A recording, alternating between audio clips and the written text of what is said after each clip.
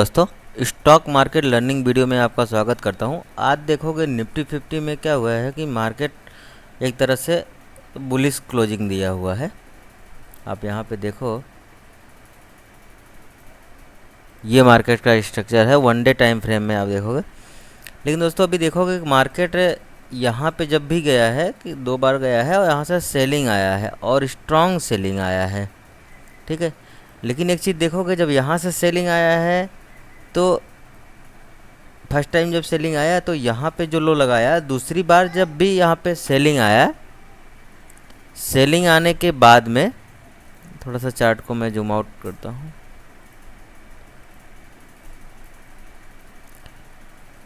यहाँ पे तो इसके लो के नीचे ओपन हुआ, ठीक है। ओपन होने के बाद में भी मार्केट ऊपर आके क्लोजिंग दिया, यानी मार्केट में कुछ पैनिक सिचुएशन के कारण जो है गैप डाउन ओपन तो दिया, लेकिन मार्केट में बुलिशनेस कायम रही और ऊपर आके मार्केट क्लोज किया और धीरे धीरे मार्केट ऊपर फिर से आया और गैप अप ओपनिंग के साथ में यहाँ पे अभी मार्केट होल्ड किया है। तो दोस्तों अभी आप देखोगे कि जब भी मार्केट इस लाइन के पास में, जो हमारी लाइन है, यहाँ पे एक हैमर यहाँ बना है, तो मार्केट बुलिश जाने के बाद में यहाँ से सेलिंग दिया है और फिर से मार्केट ने यहाँ पे एक हैमर बनाया और यहाँ से धीरे धीरे बुलिश करा। अगर मार्केट हो सकता है धीरे धीरे यहाँ पे जाने के बाद में फिर से सेलिंग देखने को मिल सकता है।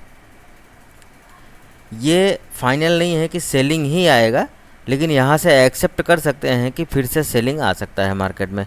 और अगर इसको ब्रेकआउट देता है, ब्रेकआउट देने के बाद सस्टेन करता है यहाँ मार्केट, तो फिर से एक बाइंग की रैलिंग देखने को मिलेगी जो 24,000 के 400-500 के पास में जाएगी। तो इसको हम 15 मिनट टाइम फ्रेम में करते हैं कि मार्केट में हम किस तरह से कल ट्रेड कर सकते हैं। हम इसको देखेंगे। अभी ये आप देखिए, मार्केट गैप डाउन ओपन यहाँ पे जब दिया था, मार्केट धीरे धीरे ऊपर ही रहा, फिर से मार्केट गैप अप ओपनिंग दिया, गैप डाउन ओपनिंग देने के बाद में भी यहाँ पे मार्केट साइडवेज फंसा रहा और यहाँ गैप अप ओपनिंग के बाद में मार्केट सस्टेन किया, गैप ऊपर ही क्लोज किया।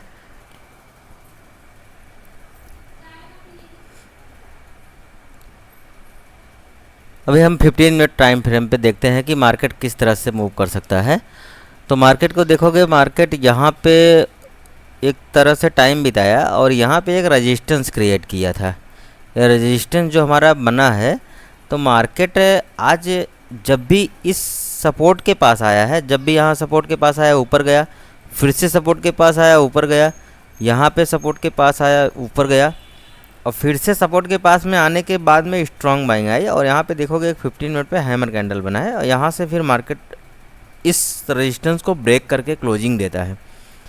ब्रेक करके क्लोजिंग देने का मतलब है कि अगर मार्केट को नीचे फिर से आना होता तो इसके बाद की कैंडल फिर से इस रेजिस्टेंस के नीचे आके यहाँ कहीं पे क्लोज करती, लेकिन मार्केट यहाँ पे सस्टेन किया, मार्केट अगला बुलिश कैंडल ही क्लोज किया।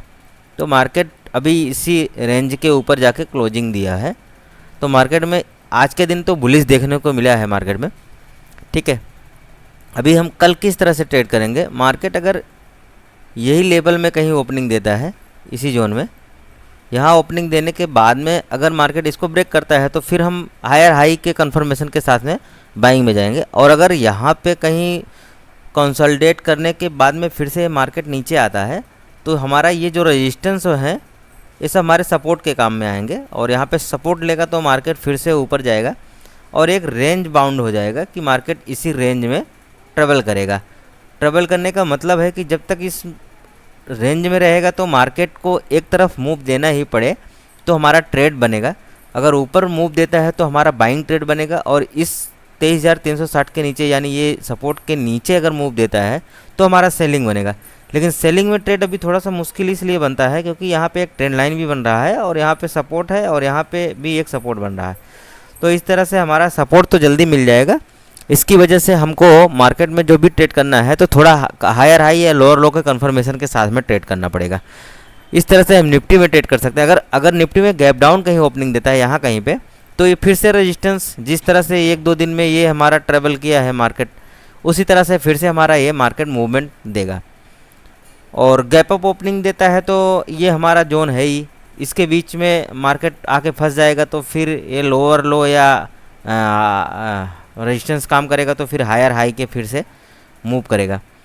और अगर हम देखते हैं कि हम किस तरह से बैंक निफ्टी में काम कर सकते हैं, बैंक निफ्टी में आप देखोगे आज मार्केट ने किस तरह से मूव दिया है। बैंक निफ्टी भी अच्छा खासा बाइंग में ही गया है। आप देखोगे यहाँ ओपनिंग के बाद मार्केट धीरे धीरे टाइम बिताया और अचानक से जो है यहाँ पे बाइंग प्रेशर दिखा और 2 बुलिश कैंडल दिया है। और अगर मार्केट कल इसी जोन में ओपन होता है, ओपन होने के बाद में मार्केट इस रेजिस्टेंस को ब्रेक करता है तो मार्केट 23,500 के लेवल को टच करने जा सकता है।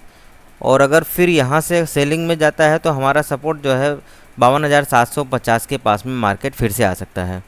और अगर इसको ब्रेक करेगा तो ये हमारा सपोर्ट बनेंगे 52,250, 52,500 और 52,000, ये जो हमारा सपोर्ट बनेगा। और बाइंग में हमारा तो फिर हमारा प्राइस एक्शन काम करेगा कि हमारा हायर हाई ट्रेंड लाइन या रेजिस्टेंस को ब्रेक करने के बाद में हम कंफर्मेशन बाइंग की तरफ करते हुए आगे निकलेंगे। ठीक है, अगर हमारा मार्केट कल मान लो कि गैप डाउन ओपनिंग दे देता है, यहाँ कहीं पे गैप डाउन ओपन होने के बाद में भी मार्केट में जिस तरह से अभी बुलिश दिख रहा है मार्केट, यहाँ पे जो है ना कि मार्केट आप देखोगे ये जो जोन है यहाँ पे टाइम अच्छा खासा बिताया है मार्केट। अगर यहाँ कहीं आता है तो जितने लोगों के एसएल है इसी लेवल के नीचे पड़े हैं, अगर ये कटता है तो फिर से मार्केट ये गैप भरने के लिए चला जाएगा मार्केट। और अगर कहीं मार्केट यहाँ पे होल्ड किया और फिर से बाइंग आई तो जितने लोग यहाँ से इस लेवल से जितने लोग सेल किए हैं मार्केट को, तो इनका एसएल ऊपर पड़ा है और ये मार्केट बाइंग में गया तो फिर इस रेजिस्टेंस को भी मार्केट रिस्पेक्ट नहीं करेगा और फिर से बाइंग में दिखेगा मार्केट, जिस तरह से आज बाइंग में दिखा है। ठीक है, तो अगर हम सेंसेक्स की बात करें दोस्तों, सेंसेक्स में हम देखेंगे, सेंसेक्स में यहाँ पे एक 15 मिनट की जो लास्ट कैंडल बनी है यहाँ पे सेलिंग इसमें दिखा है। सेलिंग का मतलब ऐसा नहीं है कि मार्केट सेलिंग में ही जाएगा, क्योंकि मार्केट जो है ना यहाँ पे आप देखोगे ट्रेंड लाइन भी आ रही है। इसी जोन में कहीं ओपन होता है तो मार्केट जब तक रेजिस्टेंस के ऊपर क्लोजिंग नहीं देता है और मार्केट कुछ टाइम इसके ऊपर बिताया है तो फिर मार्केट में हायर हाई कन्फर्मेशन के साथ में हम ऊपर जाएंगे। और कहीं अगर गैप डाउन ओपन देता है, इस जो ये सेकंड कैंडल बाइंग की जो बनी थी लास्ट टाइम, इसके नीचे कहीं ओपनिंग देता है तो मार्केट फिर से नीचे आने की कोशिश करेगा और यहाँ पे आके रुकेगा। और अगर इसको ब्रेक करेगा तो समझ लेना कि फिर तो मार्केट में जो है सेलिंग देखने को मिल सकता है इस जोन को ब्रेक करने के बाद, यानी 76,400 के बाद मार्केट में सेलिंग देखने को तेज़ी से मिल सकता है। और अगर मार्केट इसके ऊपर सस्टेन करता है या गैप डाउन ओपनिंग देने के बाद में भी मार्केट सस्टेन करता है तो मार्केट धीरे धीरे बाइंग की तरफ जाएगा।